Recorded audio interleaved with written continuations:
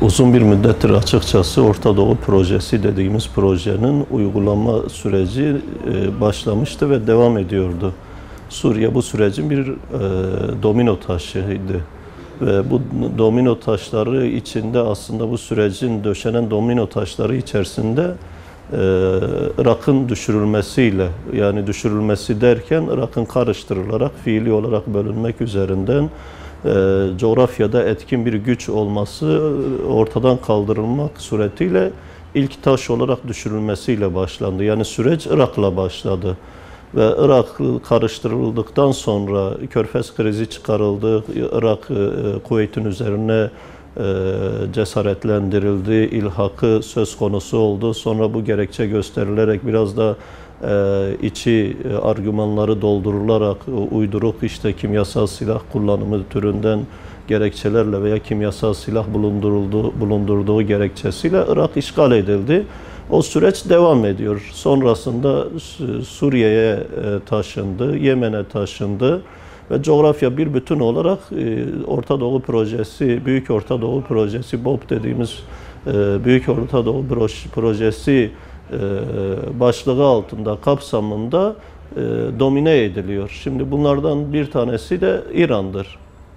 Bu hedefte olan ülkelerden bir tanesi. Suriye karıştırıldıktan sonra fiili olarak bir taraftan bölündü, bir taraftan da orada İran'a yönelik olarak zemin oluşturuldu. Hem İran orada yalnızlaştırıldı, hem orada üzerinden düşmanlaştırıldı.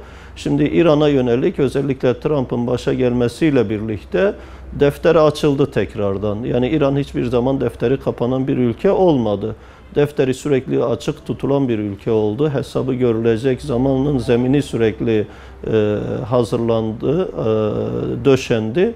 Şimdi geldiğimiz noktada bu konuda da son vuruşları yapıyorlar, son hazırlıkları yapıyorlar ve Suriye üzerinden şu anda bunun zemini oluşturuluyor, hazırlıkları yapılıyor.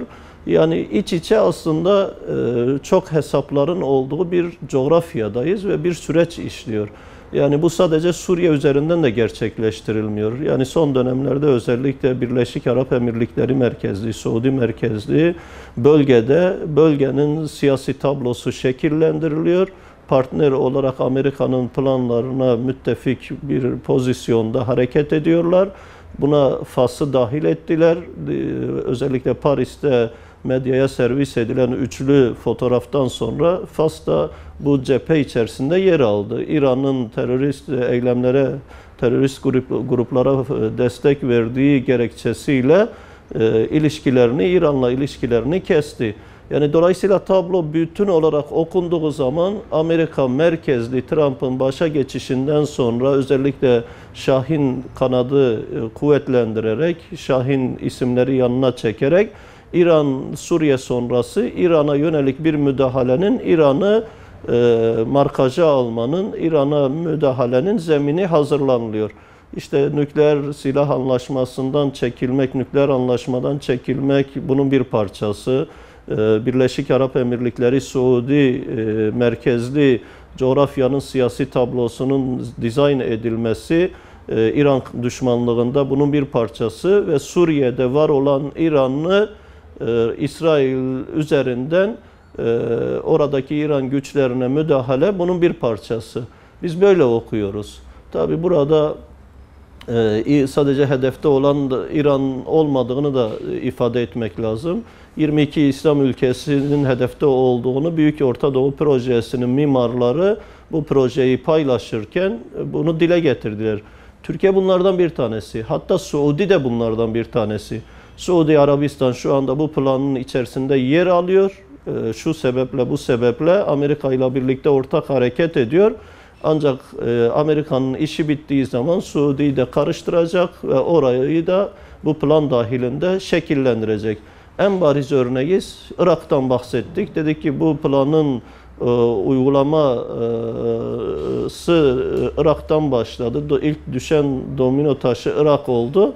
Saddam Hüseyin 8 yıl boyunca İran'la savaştırıldı ve bütün emperyalist dünya Saddam'ın arkasında yer aldı. Amerika merkezli emperyalist dünya Suudi, Kuveyt beraberce bu savaşa Irak'ın yanında durarak destek verdiler. Silah desteği, ekonomik destekler verdiler. Ama Amerika'nın Saddam'la işi bittikten sonra Amerika Saddam'ı ortadan kaldırdı ve Irak'ı da işte malum bu hale getirdi. Amerika aynı planı Suudi üzerinden yapıyor ama Suudi'ye dost olduğu için, Suudi'nin bekasını, Suudi'nin bölgede güçlenmesini istediği için değil.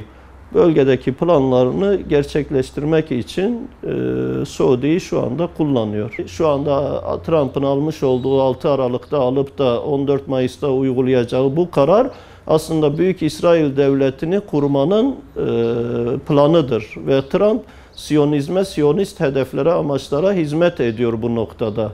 Amerika bu plana hizmet ediyor.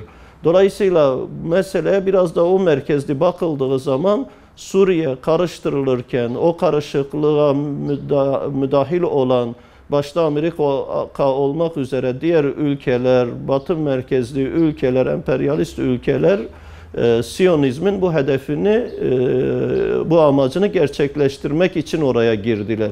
Yani Amerika bir taraftan kendisinin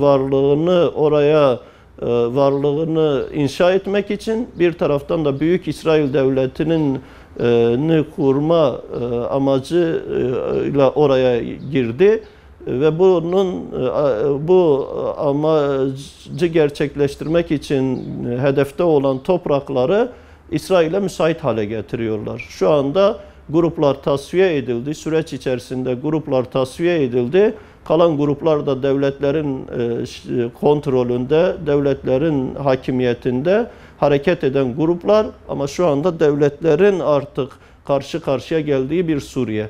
Ve burada çok farklı planlar söz konusu. Amerika'nın amacı zaten son günlerdeki İsrail'in özellikle İran güçlerine, merkezlerine yönelik olarak yaptığı operasyonlardan da amacı İran'ı oradan sıkıştırıp çıkarmak, sonra Rusya ile oturup da Sykes-Picot anlaşması benzeri bir anlaşmayı kendi aralarında gerçekleştirmek üzerinden kendi aralarında Suriye'yi bölüşmek. Ama burada İran ayak bağı, İran kendi planları açısından ayak bağı, engel olarak görüyor.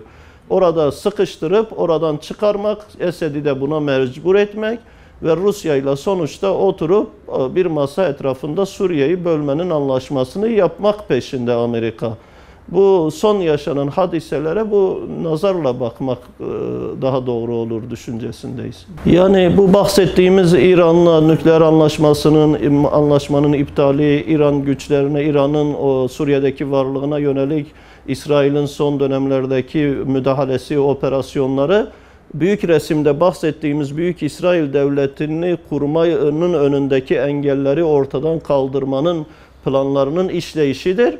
Ama bir boyutuyla da sonuçta bununla ilişkili olarak Trump'ın almış olduğu kararın uygulanma arefesinde İslam dünyasının gündemini meşgul etmektir. Yani bu kararın uygulanacağı 14 Mayıs'ın arefesinde Trump İran'la nükleer anlaşmayı iptal etti. İsrail, İran'ın Suriye'deki varlığına yönelik operasyonlar yapıyor ve İslam dünyasını bu gündemle meşgul ediyor. Oradan yükselecek tepkilerin önünü bu şekilde alıyor. Çünkü oluşan bir İran düşmanlığı var ve bu düşmanlığa yönelik olarak Suudi, Birleşik Arap Emirlikleri merkezli ambalajlanan bir Amerika, İsrail'e hizmet var. İran düşmanlığı ile ambalajlanan ve bu şekilde bu oluşturulan gündemle İslam dünyasını meşgul ediyorlar. Bu şekilde de asgari bir tepkiyle bu kararı uygulamanın şeytanlığıdır bütün bunlar. Kudüs bizim mücadelemizin merkezinde Kudüs meselesi ve Kudüs meselesi ümmetin kurtuluş meselesidir. Kudüs meselesi ümmetin özgürlük meselesidir. Ümmetin birlik meselesidir. Şimdi baktığımız zaman İsrail'in oraya yerleşmesinin zemini İngilizler tarafından oluşturulurken baktığımız zaman ümmetin ihtilaflarını görüyoruz. Yani 100 yıl önce İngilizler Yahudileri getirip de Siyonist organizeli Yahudileri getirip de oraya yerleştirirken İsrail Devleti'nin kuruluş temelleri ümmetin ihtilafları üzerine gerçekleştirildi. İsrail ümmetin ihtilafları üzerine inşa edildi. Ümmet kendi içinde çekişmeler, ihtilaflarla, iç savaşlarla meşgul edilirken, birbirlerine düşmüşken getirildi. İsrail o ümmetin ihtilafları, çekişmeleri üzerine inşa edildi. Şimdi Büyük İsrail Devleti de 100 yıl sonra tekrardan ümmetin bu şekildeki ihtilafları, çekişmeleri, iç savaşları üzerine kurulmak isteniyor. Burada uyanık olmak lazım. Yaşanan her ne olursa olsun, Suriye'de de yaşanan ne olursa olsun, yanlışlar ne olursa olsun, Şiisiyle, Sünnisiyle, İslam ülkeleri, İslam dünyası bu ihtilafları bir tarafa bırakmalı, birbirleriyle uğraşmayı bir tarafa bırakmalı. Burada kurulmak istenen bir Büyük İsrail Devleti'ni görmeli ve Kudüs'ün İsrail'in başkenti olarak ilan edilme kararı buna yönelik son hazırlıklardır. Buna yönelik son adımlardır. Bunu görmek lazım. Bütün İslami partiler, ülkeler, yöneticileri, sivil toplum kuruluşlarının, İslami şahsiyetlerinin gündemi bu olmalı ve birliğin zemini budur. Ümmet buna çalışmalı. İnancındayız.